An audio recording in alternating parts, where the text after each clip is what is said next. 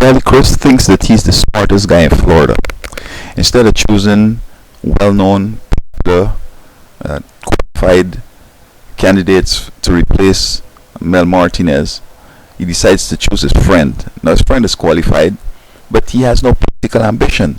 Mr. Lemieux does not want the job, but he's just going to do him a favor and hold on the job for 16 months, and then he will resign, giving Chris the advantage in going into the race, being governor. Now, had he chosen somebody like Marco Rubio, the Miami representative and former Speaker of the House, Florida House, it would have been make a difference because he would have had some experience in the job, and therefore contesting with him, he might have stood a chance of winning the incumbent syndrome. And so, Chris has a history of skullduggery. All his life he's been single, but then because John McCain wanted to, there were prospects that he could have been the vice president elect or candidate with John McCain, he decided to get married. But he's not interested in woman and marriage. The word up is that he's into this gay bar and all that. And then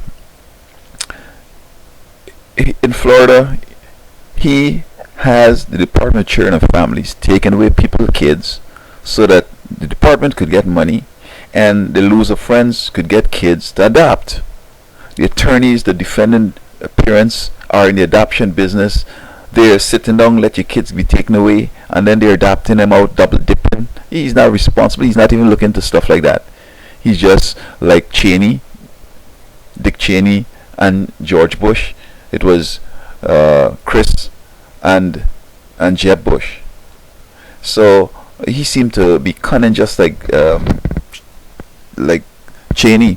And all he will go up to Washington to do is to fulfill his own agenda of being, cunning and scampish.